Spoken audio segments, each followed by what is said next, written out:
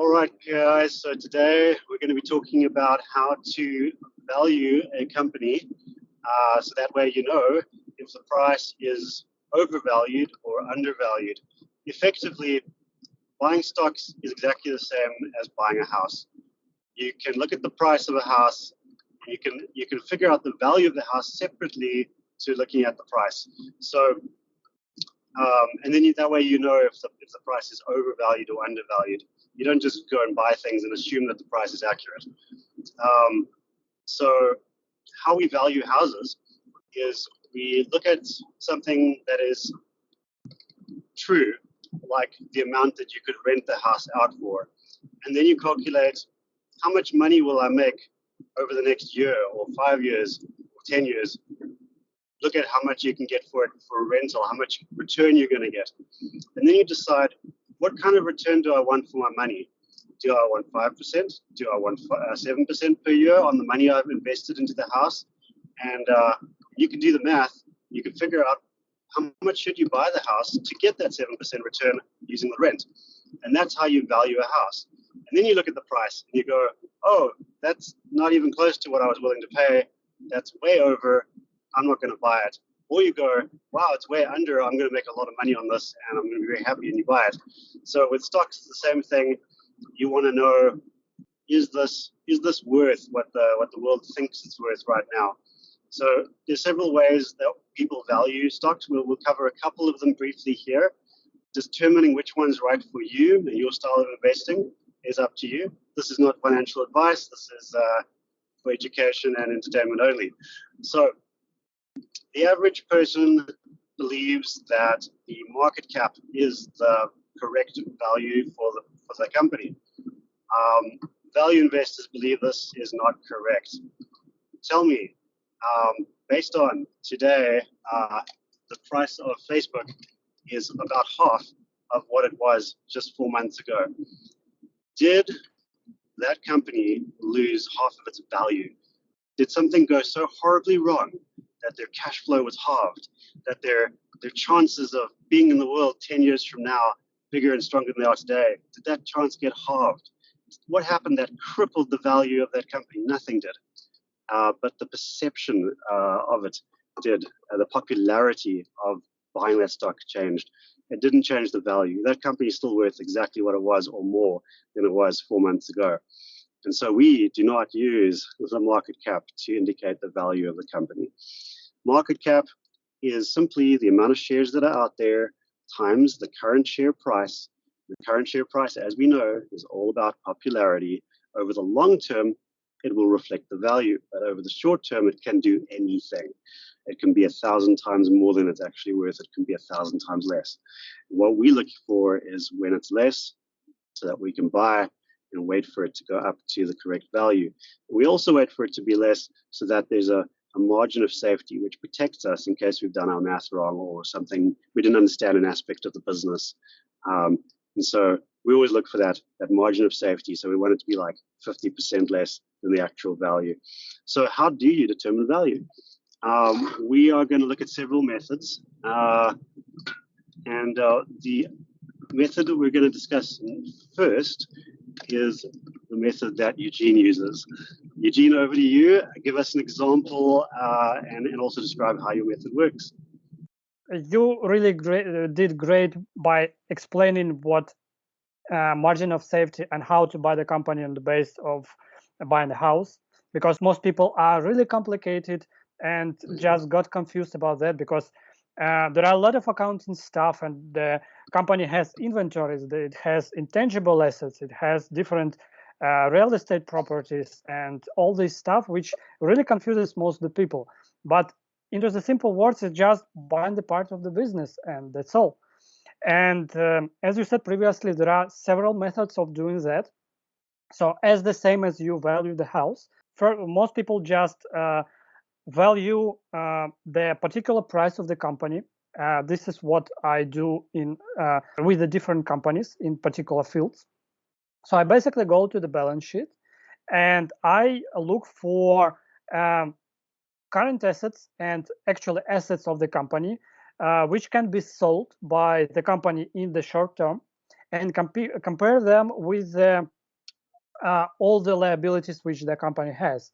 So basically, it's the net asset value of the company or particular firm without any obligations and with a strict net cash. And after that, I go to income statement. I look on the growth rates. I look at the how much money does the company make as the net profit, and does it dilute its shares to the shareholders? So will the shareholder receive less year over year? And by doing that, I just apply different multiplicators for the net income and the revenue growth, and I add some net assets of the company, and this is how I receive the net value of the company.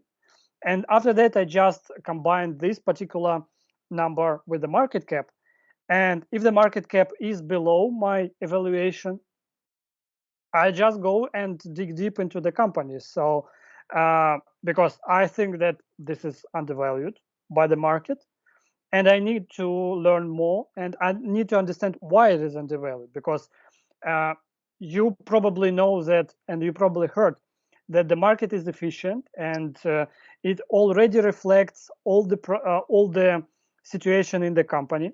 So we just need to understand whether it is the right interpretation of the market, that this is the company which is worth less, or there is something going on. And the second part, the second way of evaluating is just looking at the particular indicators like PE ratio, like growth rates, like return on investment capital, net cash flow in the cash flow statement, etc., and try to predict where will this company heading or will be in the 5 to 10 years. And what will be the numbers after that? So in order to do that, you need to understand the competitive advantage, you need to understand the business, you need to know management, and you need to be sure that it will grow, I don't know, 3-5 times from now. And if in this case the price is a little too high but the company is really great, you can do and go and buy that. So what do you think of that? Do you use different approaches for that, or what are your thoughts about this? So there are as many ways to value a company as there are investors in the world. Everybody has their own methods, and some of us like to copy others. I believe that probably one of the most popular ones and simplest ones, because I'm lazy, I like this one a lot. It's called the discounted cash flow analysis, DCF. What we do is we look at the cash flow and we look at the projected growth of that cash flow over a period of time, for example, 10 years, and we look at what the analysts have said and we look to see if it's reasonable, 10%, 20%, whatever they've said. We maybe go a little bit more conservative because we always like to be safe. We can look at the past growth rate and see, is it likely to continue for the next 10 years? Maybe we should make it a little lower. How much growth is possible for this company? What's the growth of similar companies at the same stage in the life cycle? Is there room to grow, or is the market now full? That kind of thing. And we estimate a growth rate. We look at the cash flow over the next 10 years and how much money we'll make, and then we do what's called the DCF, discounted cash flows. We decide on how much we're going to discount it backwards from that 10-year date back to today's date. What's that money worth in today's money because of inflation and that kind of thing? And what sort of return do we want? So that's also factored in there. The DCF's very easy to do. There's spreadsheets you can download. There's online calculators that'll do the work for you.